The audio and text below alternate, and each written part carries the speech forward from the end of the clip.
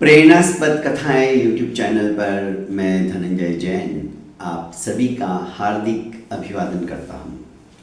छोटी सी कहानी डीजे की जुबानी। दोस्तों, एक सेठ थे और सेठ इतने दयालु, धर्मात्मा, सभी को लेकर चलने की क्षमता रखने वाले। कभी कुछ किसी ने ऊंचा नीचा कर दिया या हो गया किसी से तो उसको अच्छी तरह से समझा देते प्यार से और वापस वो द्रुत गति से काम करने लग जाता। ऐसी अनेक कलाओं के माध्यम से सबको जोड़े रखने में विश्वास रखते थे। जितनी ज्यादा उनके पास संपत्ति थी उससे भी ज्यादा उनमें विनम्रता थी। अहंकार नाम की चीज उनमें कभी किसी ने देखी ही नहीं। परिवार भी संपन्न था।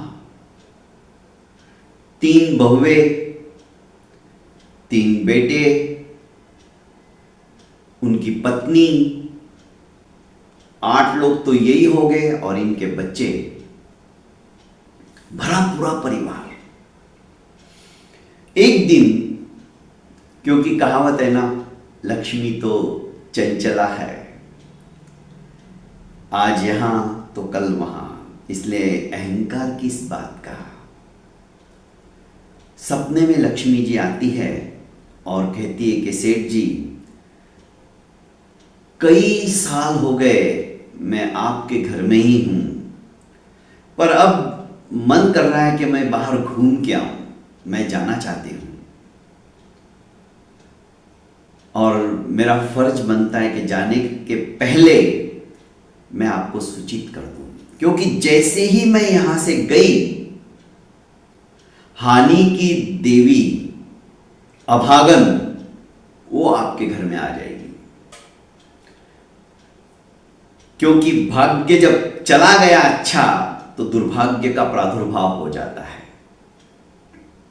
तो जैसे ही लक्ष्मी जाएगी तो हानि आ जाएगी। सेठ ने हाथ जोड़कर कहा कि माते, आप जाना चाहते हो जरूर जाइए, मैं आपको कभी नहीं रोकूंगा, क्योंकि मैं जानता हूं आपका स्वभाव है और आपकी खुद की इच्छा हो गई है। जरूर मेरे में ही कुछ कमी होगी जो आप मेरा घर छोड़ के जा रही हो,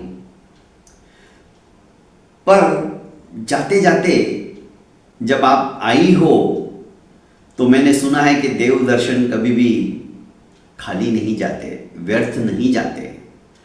तो आप जाते जाते एक आशीर्वाद मुझे देके जाइए। लक्ष्मी ने कहा, कहो,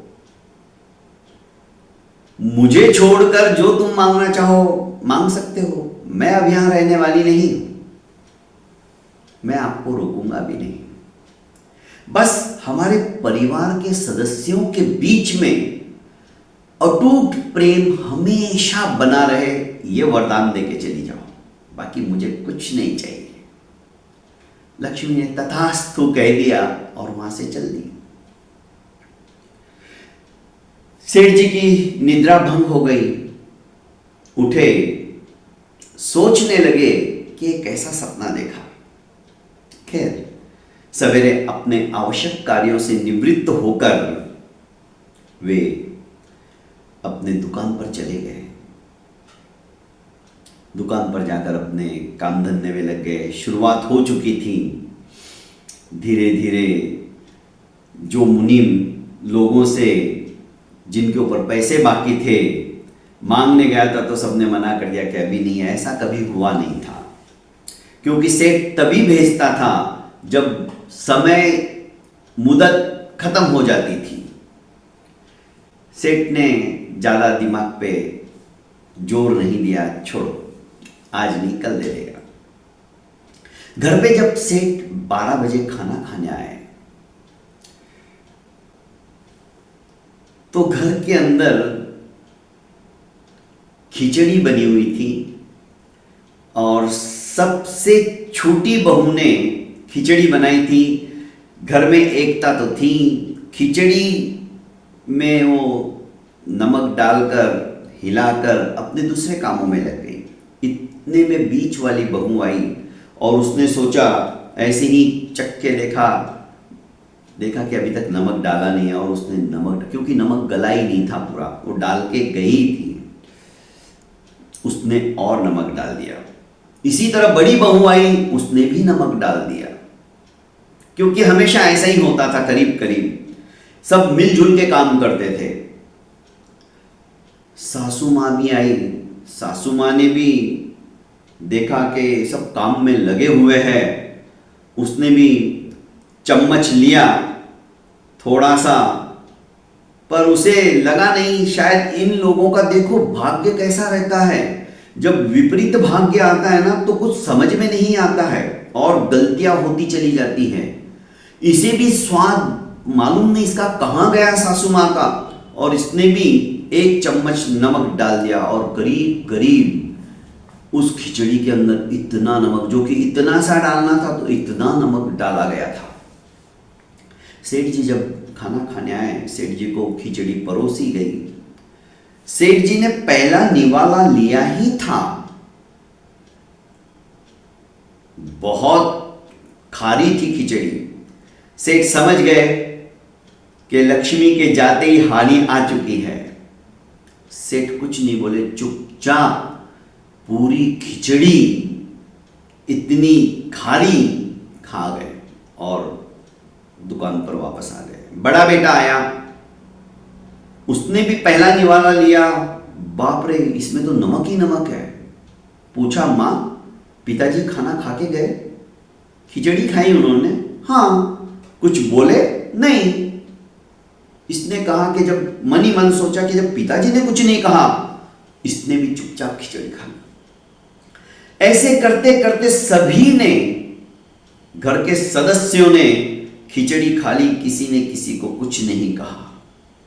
मतलब द्वंद्व नहीं हुआ, झगड़ा नहीं हुआ महिलाओं के बीच में। छोटी ने कहा, जब मैंने डाल दिया था नमक तो आपने क्यों डाला? ऐसी बात हुई नहीं।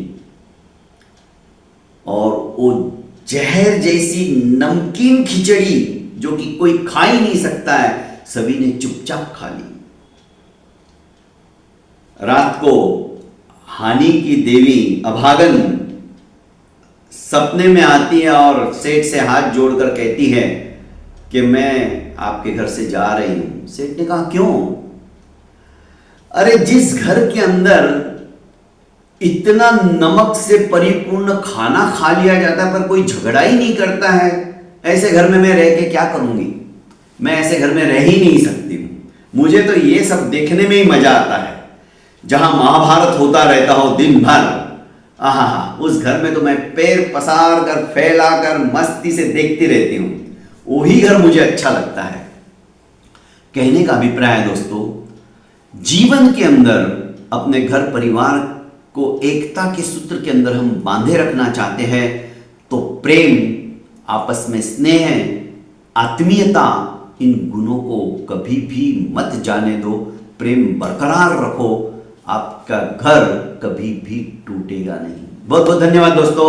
प्रेरणास्पद कथाएं यूट्यूब चैनल को आपने अभी तक लाइक, शेयर एवं सब्सक्राइब नहीं किया है तो कर लीजिए और ज़्यादा से ज़्यादा अपनों को शेयर कीजिए। प्रणाम।